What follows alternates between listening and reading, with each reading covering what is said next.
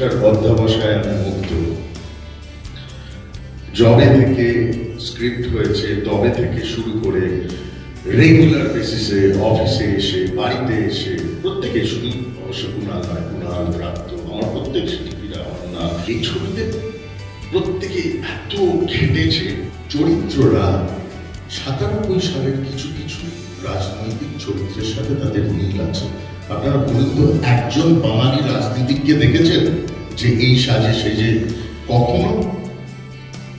ভারতবর্ষের স্বাধীনতার পর হ্যাঁ এরকম রাজনীতিক আছে। সাংবাদিক, এডিটর, একটি পোর্টাল প্রিন্ট মিডিয়ামের, এবং সেই সাংবাদিক এডিটর হচ্ছেন একজন মহিলা। ইচ্ছে করে এই মহিলা এডিটর, দয়া করে ক্ষমা করে দেবেন পুরুষ এডিটররা যারা যারা রয়েছেন, যে আমার মনে হলো যে এই সময় একজন মহিলা এডিটর আমরা দেখতে চাই। সেই চরিত্রটা এই অনন্যা ব্যানার্জিকে, বৈরিকার চরিত্রে।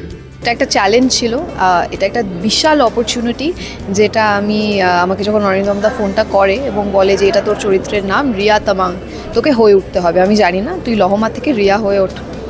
লহমা হিসেবে যা পছন্দ অপছন্দ ভুলে রিয়া কী পছন্দ করে সেরকমভাবে ভাবনা চিন্তা করা শুরু কর, এবং তার সাথে সাথে একটা ফিজিক্যাল ট্রান্সফরমেশন হয়, মানে যেটা অনেকটাই আলাদা। আমি এরমভাবে নিজেকেও দেখিনি এর আগে। অবশ্যই এর আগে যা যা ছবি করেছি সেখানেও প্রেজেন্টেশনটা অন্য ছিল, বাণিজ্যিক ছবি ছিল, তার ভাবনা চিন্তা এবং প্রেজেন্টেশন আলাদাই হয়। এটা একটা অন্য জোন, পলিটিক্যাল থ্রিলার। ভীষণ ভালো লাগছে, এবং এই যে এক্সপেরিমেন্ট করা, এক্সপেরিমেন্টাল নিজেকে অন্যভাবে দেখা, আমার মনে হয় প্রত্যেকটি অভিনেতা বা অভিনেত্রী অপেক্ষা করে থাকে এরকম একটা চরিত্রের জন্য যেখানে এইগুলো করা যেতে পারে। চেঞ্জেস বলতে আমার মনে হয় স্ক্রিপ্টের ভেতরেই সেই চেঞ্জেসগুলো আছে, এবং আমাকে যখন অরিন্দম বলেছে যে কিভাবে চেঞ্জেসগুলো, বিবর্তনগুলো হচ্ছে, ইনফ্যাক্ট আমরা অনেকগুলো একটা রিডিংও করেছি এবং চরিত্রটা নিয়ে অনেক বোঝাবারও চেষ্টা করেছে আমাকে। তো আমি চেষ্টা করেছি বুঝতে ওই টাইমিংগুলো, এবং আমার চেহারা বা পোশাক সেগুলোর মধ্যেও অনেক বদল আসবে। তো সেগুলো আমরা ফলো করার চেষ্টা করছি। আর বেশ কিছু সিনস আছে যেখানে আমরা বুঝতে পারবো যে ওই সময়টাকে আমরা কিভাবে তুলে ধরেছি। কুণালদা অ্যাকচুয়ালি আমরা তো আমি প্রথমে সত্যি জানতাম না কুণালদার কাস্টিংটা, ইট ওয়াজ সারপ্রাইজ। তো অরিন্দম যেরকম একটা দুর্দান্ত সারপ্রাইজ দেবে এটা আমি বুঝতে পারিনি। তবে সবাই আমরা একদম ভীষণ সারপ্রাইজড যে কুণালদা যা ভালো অভিনয় করছে, যখন রিডিং করছে বা ছোটোখাটো অডিশনস যেরকম হয় ভিডিওস করেছে, সেগুলো দেখবার মতো। কি নর্মাল আর ন্যাচারাল, আর লুকটা যা ভালো হয়েছে না, লুকগুলো লুক যে কুণালদার লুকগুলো করা হয়েছে দুর্দান্ত। রাজনীতির প্রেক্ষাপট আছে এখানে, তো রাজনীতির বিশেষ কিছু মুহূর্ত আছে ওই সময়কার, তো সেটা আমরা দেখাবো। যে কোনো সিনেমা যদি সেটা কোনো স্ট্রং সাবজেক্ট হয়, তার মধ্যে সোসাইটি, রাজনীতি, পলিটিক্স একটু চলেই আসে। তো এই ছবিতেও একটা বিশেষ উল্লেখ আছে, একটা ঘটনা এবং এক পরিস্থিতির উল্লেখ আছে। তো সেটা সিনেম্যাটিকভাবে হ্যান্ডেল করা হচ্ছে, সিনেমাতে যতটা দেখানো যায়, এবং সিনেমাকে অরিন্দম শীল সেটা ডিরেক্টর হিসেবে কতটা কীভাবে আমাদের সামনে আনবে সেটা দেখার বিষয়। কোনো প্ল্যানিং ছিল না, আমরা দুজনে বসে আড্ডা মারছিলাম, চা খাচ্ছিলাম এবং এর গল্প নিয়ে রিসার্চ করছিলাম। সেই সময় ও বলে যে একটা ছোট চরিত্র পেলে আমি কিন্তু করব। তারপর আমি এইটা যখন এই শঙ্কর মল্লিকের চরিত্রটা তৈরি হলো, তখন আমি বললাম ওয়াই নট ট্রাই কুণাল। এবং সত্যি বলছি, আমি আমার ছবির কাস্টিং সবসময় করি ওইভাবে যে আমার মাথার মধ্যে যে ছবিটা আছে সেটা মিলছে কি না কারোর সাথে।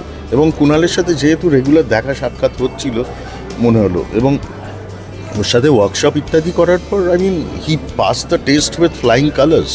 এটা তো ভারতবর্ষের ট্র্যাডিশন। দক্ষিণ ভারতে প্রচুর অভিনেতারা রাজনীতিক, প্রচুর রাজনীতিকরা অভিনেতা। তো কি অসুবিধে আছে যদি কারোর মধ্যে ট্যালেন্ট থাকে? আমার মনে হয় যে তোমার এই প্রশ্নটা কুণাল ঘোষকে ঘিরে, কারণ ব্রাত্যকে আমি আগে অভিনেতা হিসেবেই মেনে নেব, এবং ব্রাত্যকে আমি ভীষণভাবে অভিনেতা, নাট্যকার বলে আমি রেসপেক্ট করি। Let Kunal Ghosh be the surprise element. আমি যে বিতর্কিত ঘটনা নিয়ে করেছি সেটার নাম নিয়ে করেছি। অরিন্দম শীল যদি করতে চায় তাহলে নাম নিয়ে করবে, সে সাহস তার আছে। ধনঞ্জয়ের ক্ষেত্রে করেছিলাম কারণ ধনঞ্জয়ের ক্ষেত্রে আমার মনে হয়েছিল সেটা করা প্রয়োজন। ধনঞ্জয়ের একটা ফুল জার্নি ছিল, কি ঘটেছে না ঘটেছে সমস্তটা পরিষ্কার ছিল, অন দ্য ফেস ছিল, সেই প্রত্যেকটা ঘটনাকে আমি তুলে নিয়ে এসেছিলাম। এক্ষেত্রে কোনো ঘটনা খুঁজে পাওয়া যায় না। সেই রাত্রিতে উনি হারিয়ে যাওয়ার পর তারপর কি ঘটেছিল বিভিন্ন খবর পাওয়া যায় ইত্যাদি, সেই সব খবর মাথায় নিয়ে আমি গল্প সাজাই।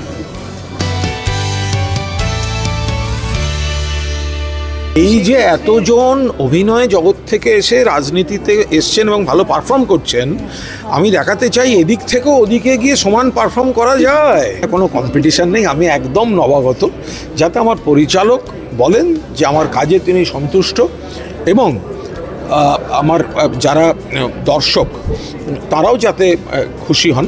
আমি পারফরম্যান্স এবং আমি নিজে স্যাটিসফাইড হতে চাই যে আমি এটা ফাঁকিবাজি করতে আসেনি। কুণাল ঘোষ যেটা করে ফাঁকিবাজি করতে আসে না।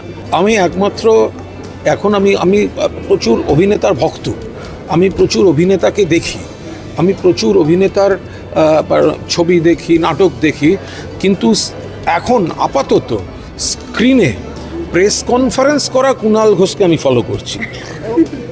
ঠিক আছে, রিয়েল লাইফ কুণাল ঘোষকে ফলো করছি, তার কি ভুল ত্রুটি সংশোধন যেখানে সে রিয়েল লাইফে সফল হতে পারে। আমি সাংবাদিকতা করেছি অল্প বয়স থেকে, আমি লেখালেখি, আমার প্রচুর বই উপন্যাস আছে, আমার উপন্যাস থেকে কাজও হচ্ছে, রাজনীতি করি, আমি জীবনে স্বর্গ নরক নানা রকম জিনিস দেখেছি, কিন্তু আমি পরিচালক অরিন্দম শীলের গুণমুগ্ধ পরিচালক হিসাবেই এখন তাঁর ছবিতে আমি একটা সুযোগ পাচ্ছি যে অভিনয়ে পা রাখার। আমি একটা বাংলা ছবি, বাংলা নাটকের একটা দর্শক, সেখানে তাতে আমি খুব রোমাঞ্চিত এবং আমি আপ্রাণ চেষ্টা করছি যে আমি পরিচালক এবং দর্শকদের একদম হতাশ করব না। কুণাল ভীষণ সিরিয়াসলি কাজটা করছে। কুণাল এই ছবিতে সফল হবে, কেননা যে সিরিয়াসনেস, যে প্যাশন, যে ডেডিকেশন, যে ভালোবাসা নিয়েও কাজটা করছে, ও একেবারেও বোঝাচ্ছে না আমি কুণাল ঘোষ।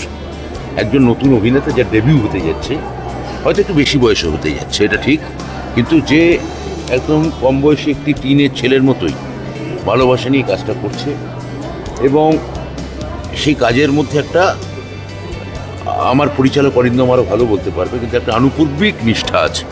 আমার কাছে চরিত্রটা খুব চ্যালেঞ্জিং। এই লোকটা 97 সালে তার ওপরওয়ালার কথা এটাকে কোল্ড কেস বলে গুটিয়ে দিয়েছিল। 2019 আবার কেসটা ওপেন হচ্ছে।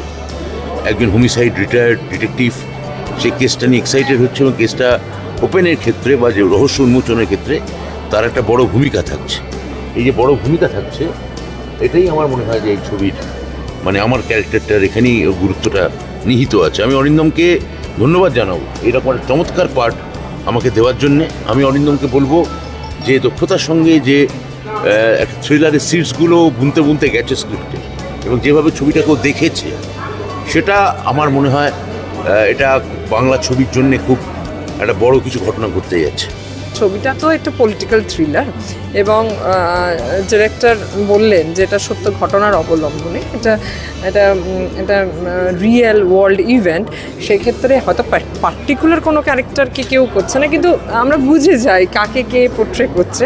সুতরাং সেক্ষেত্রে একটা পলিটিক্যাল ক্যারেক্টার যাকে সিনেমায় দেখানো হচ্ছে এবং যে অ্যাক্টিং করছে তিনি নিজেও পলিটিক্যাল। সুতরাং এটা তো ভীষণ ইন্টারেস্টিং এবং টুইস্টিং, এটাই ভীষণ চমক। এবং যাদের একসঙ্গে মঞ্চে দাঁড়িয়ে কথা বলতে দেখেছি তারাই রিয়েল লাইফে যাদের রিয়েল দেখি, এটাও চমক। অরিন্দমদার এই ছবিটা প্রথম থেকে শেষ পর্যন্ত চমক চমক এবং চমক।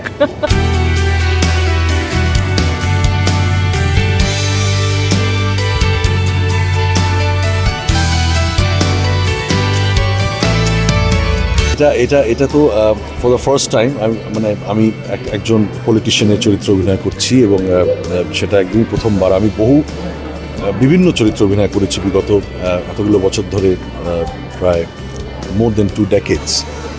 তো এটা একটা খুব প্রায় 24 বছর হয়ে গেল আমার ফিল্ম ইন্ডাস্ট্রিতে। এত ধরনের চরিত্র করেছি কিন্তু কখনো রাজনীতিবিদ করিনি, তো এটা আমার কাছে অবশ্যই একটা চ্যালেঞ্জ।